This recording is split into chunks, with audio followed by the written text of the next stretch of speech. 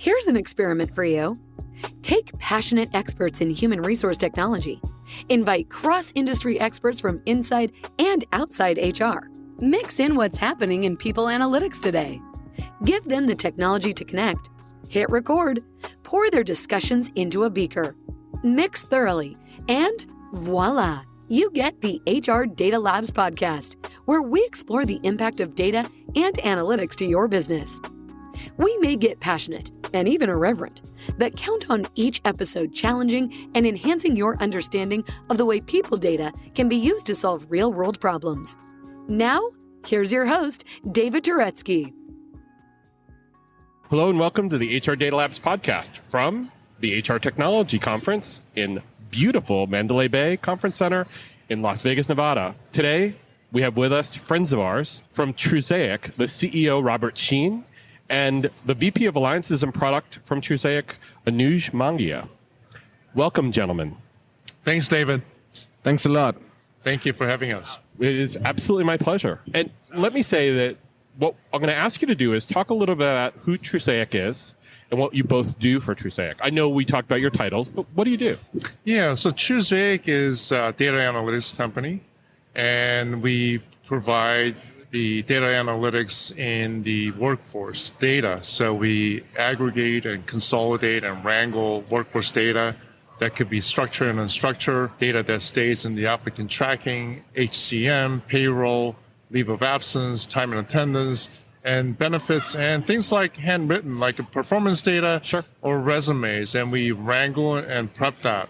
Okay. And the whole purpose of the company is to bring about having a DNA that has a purpose and social goodness about it. Excellent. So we provide tax credits that help companies to be diversified by helping companies hire people that are disadvantaged, veterans that live in a certain impoverished areas. We make sure that the companies are providing healthcare, which is fundamental right. And also, of course, we want to make sure that we are achieving pay equity within our organization. All really good things to do, so thank you for doing them. So what do you do, Robert? So I'm the CEO of the company, and so CEO, you are much... You're the boss, so that's it. Just you're the boss. I don't view it that way. I just have a different job. My job is very broad. It's a very generalist. It's more like a mile wide and about 2 inch deep all over the place. Sometimes I do have to wear I wear a lot of different hats, and sometimes I have to plug in holes where the things are being missed, or focus on things that are non-business as usual, as also with interdepartmental dependency projects. So you basically can play any position, and you typically have to fill in where there are gaps. No. I'm good at certain things that I could plug in and do things. Like in the finance, I think I'm very proficient. Sure. I think I'm proficient in the sales side. I think I'm proficient in certain processes, but definitely not for every all role. of them. No, not at all. And that's why you have Anuj. That's so he can fill in those other areas, right? So Anuj, what do you do? Well, I work in product development and sales. As Robert mentioned, we have ACA compliance, tax credits, and pay equity softwares. So I was principally involved in developing those products that we have, and then just really helping sell the products. Excellent. So let's talk a little bit about the one thing that no one knows about both of you. We do this for everybody. It's a humanizing factor. Just something personal about you that no one knows. Oh, gosh. I know. It's a way of linking everyday experiences, and we found some fascinating things. Analysts, CEOs, CIOs, CHROs, they've given us some really cool stuff. Oh, gosh. I guess, I'm an atheist. Not a very religious person, but I don't think that doesn't mean that person doesn't have morals and compass. Well, look at the company you run. It's a wonderful, wonderful company that does good things. So you're doing good stuff. Oh, thank you, David. Yeah. You're welcome. Yeah, I don't think you have to have a certain moral, religious belief to have a right, compass. I agree. I don't think our faith necessarily drives our moral compass. I think it's our internal faith, our internal being, who we are, that does. So I agree. Yes, I agree with you. Yeah. Thank you. Anuj, how about you? What's one thing that no one knows about Anuj?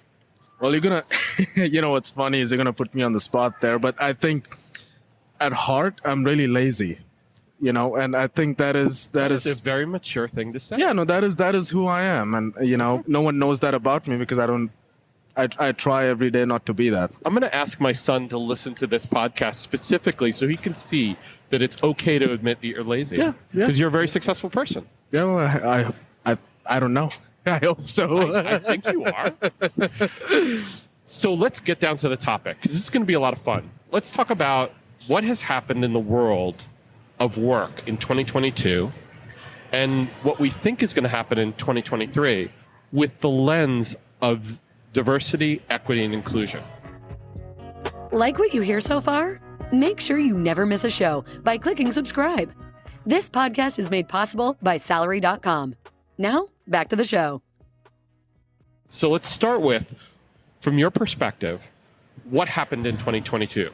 What did we learn? What did we experience? What happened? Hi, I'm Stephen Rothberg. And I'm Jeanette Leeds. And together, we're the co-hosts of the High Volume Hiring Podcast. Are you involved in hiring dozens or even hundreds of employees a year? If so, you know that the typical sourcing tools, tactics, and strategies, they just don't scale. Yeah.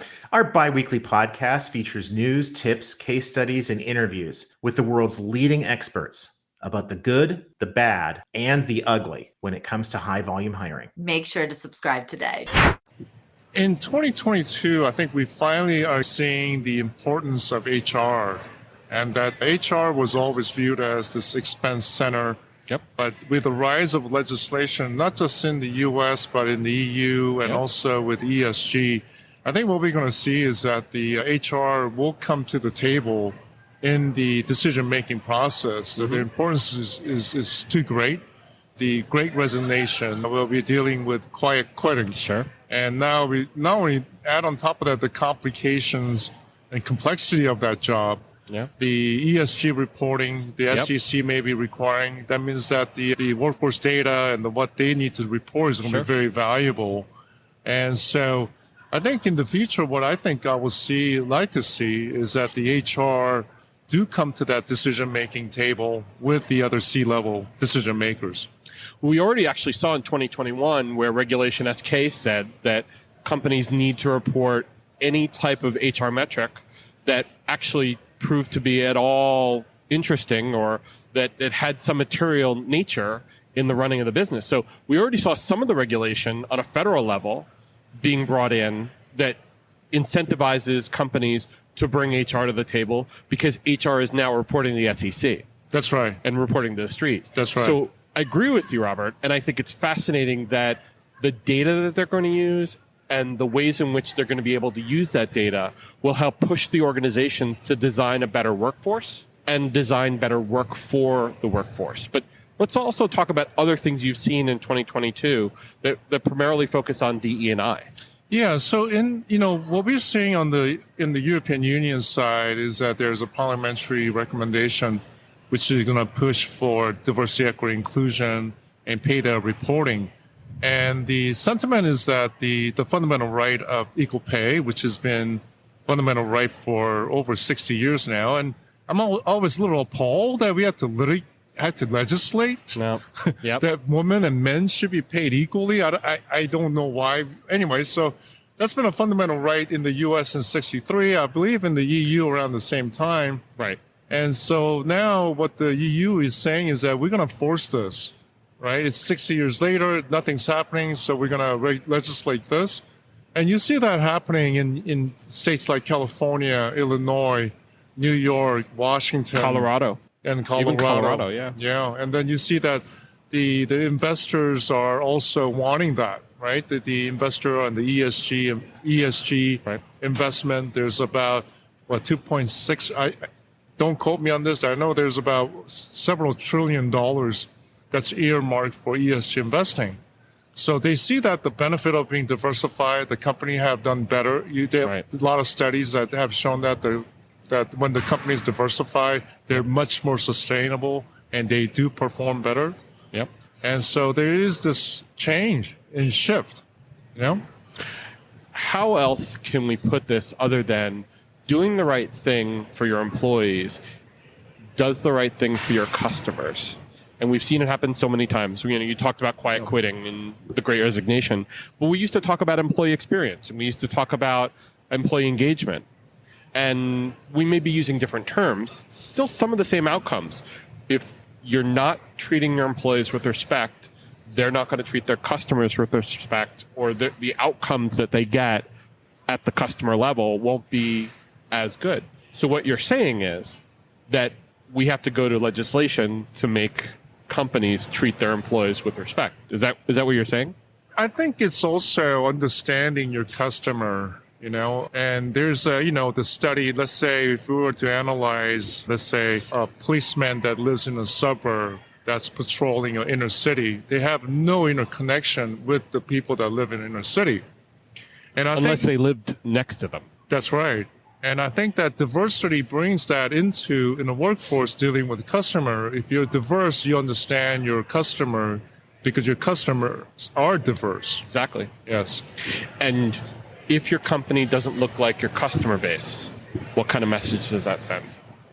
And I think then you're not going to be able to get the right feedback. You're not going to be able to pivot. You're not going to be able to see what's coming in the future for you.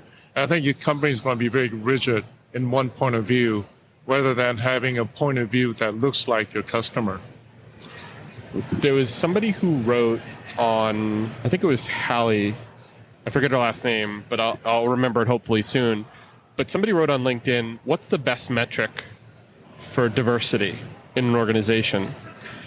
And I said, my answer back was, take a picture of the boards of directors and the top layer and post that on LinkedIn, or post that wherever, post that in your 10K.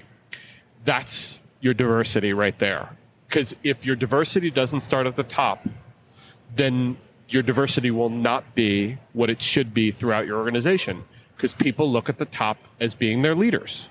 And if they see, pardon the expression, but they see a bunch of old white men as the board of directors or as their leadership in the C-level, that's what diversity is going to look like in your organization. I mean, I don't know. Do you disagree? I think that diversity is very complex. There's a lot of social economic issue as to, what type of people enter a certain type of industry and certain type of profession. And I think that it seems to me there's a lot of work to be done in this area. Like, for example, why do more men go into software compared to women? Or in the education side, what we see is that why there are more women in the education than there are men. And I think that the issue is so complex, social economics of how do you get this company diverse? How do you incentivize or get these younger people to go into different fields that's not so stereotyped, right, and whatnot? And I think it will take us a long time to get there, because I think it's so ingrained in us for so many years. Absolutely.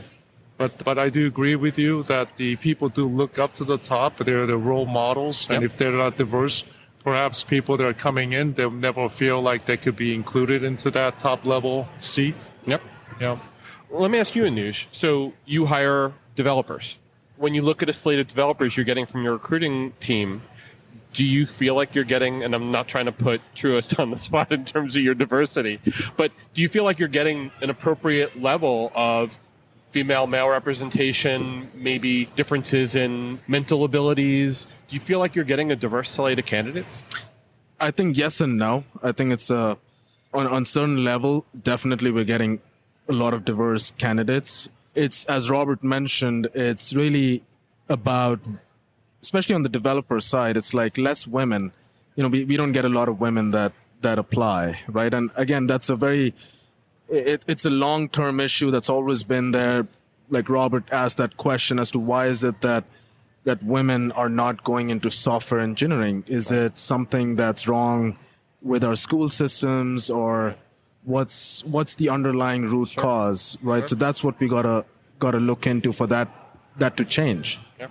And David, to add, so a company like us, which we are small, sure, about 150 worldwide, we're competing with companies like Apple's and Google's. Sure. So now when you're dealing with companies that are that large, our applicant pool even becomes smaller. So then now we're dealing with even very small applicant pool that will qualify for the work. Sure. So that adds another challenge to who we could hire and how fast we could hire and what talent pools are available for us. But I think this goes to the heart of the matter with diversity, equity, inclusion in 2022. We're seeing an ability, or we're actually enabled to hire people from other parts of the world. So the traditional thing of, I have to hire somebody in our location, they have to be co-located with the rest of the teams. We've actually seen a lot of companies who hire overseas, wherever those seas are, whether it's in North America, South America, Asia, Africa, anywhere. Yep. Enable them to find the talent or the skill needed at that moment in time and fill the role. So that's much more of a 2022 than it ever has been in the past, especially given the fact that with the pandemic, a lot of us were working from home anyways, right?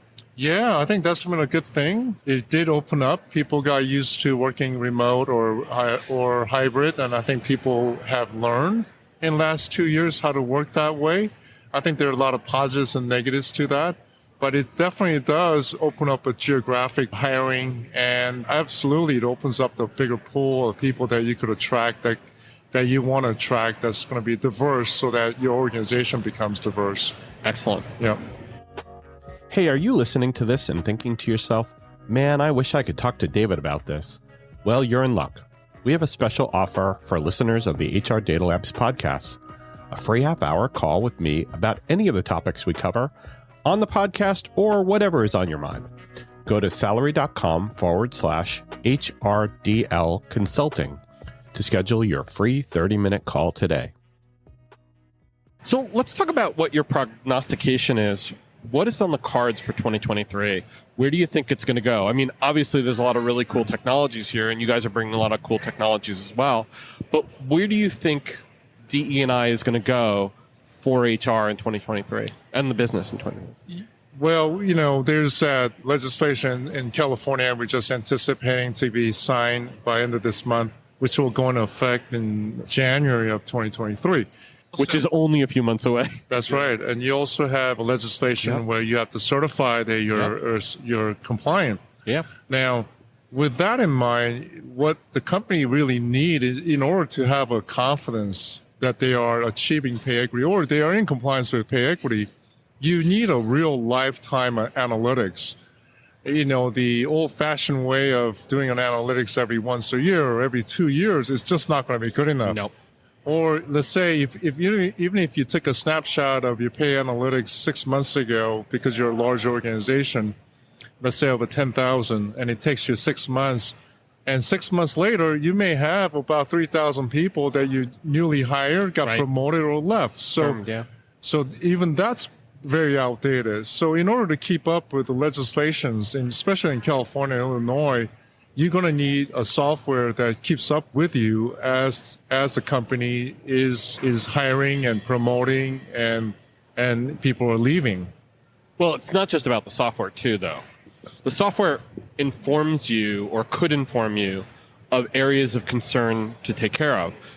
But don't you need to also change the processes and train the right people underlying all those processes to make sure that they're making the right hires, decisions around pay, and at each point in the pay process or in the employee life cycle, whether it's promotion, whether it's job training, whether it's side gigs that they're being given, they always need to make sure that they're doing the right thing. That's right. So there's a conscious and unconscious bias that people have, and so the people need to be coached as to how to deal with your unconscious and conscious bias.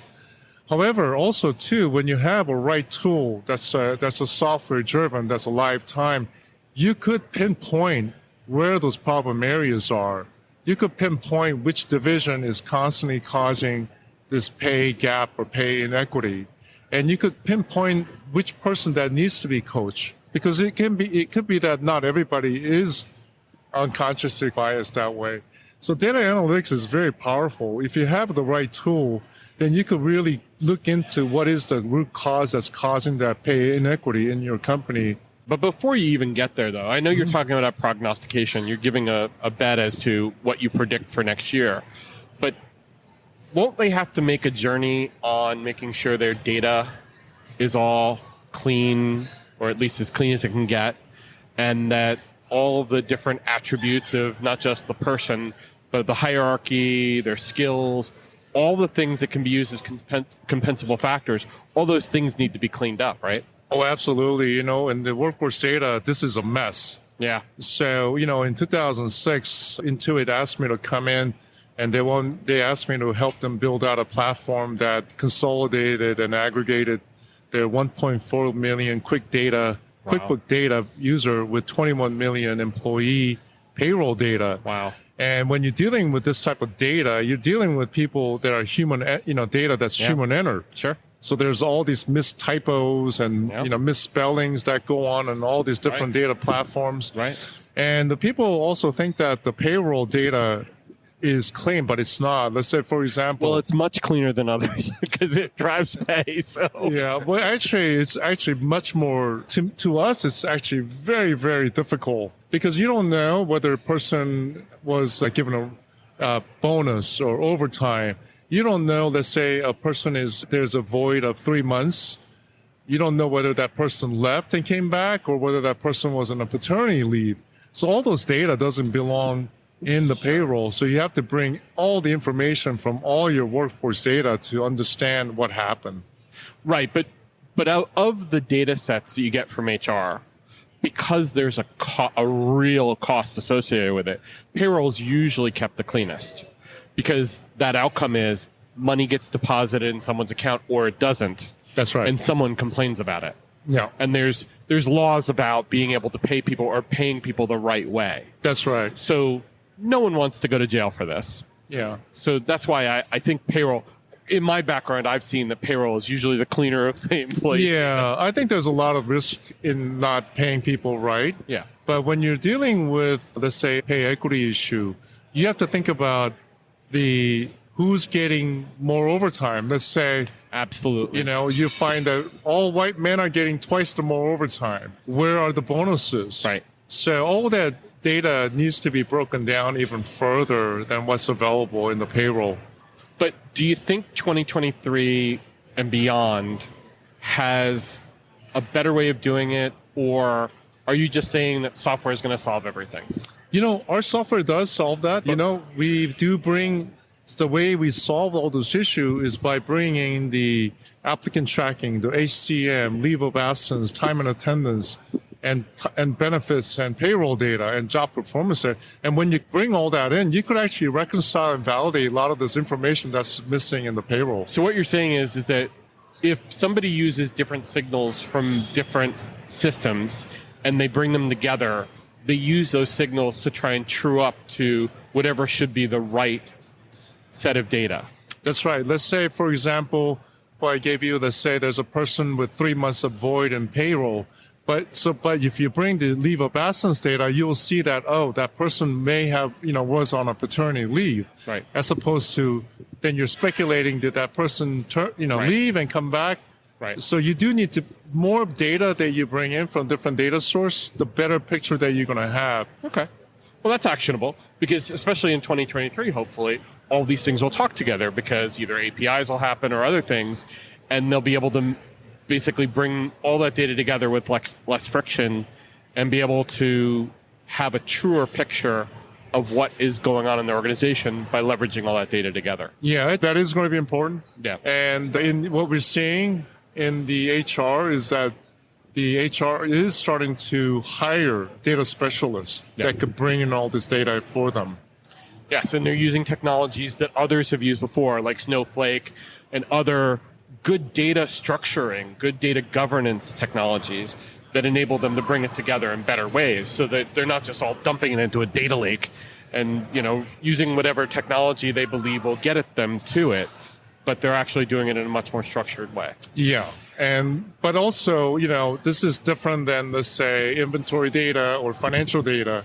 So somebody has to really understand what is this HR data, right? So you need an HR data specialist, not financial data specialist coming in and looking at the payroll, workforce data.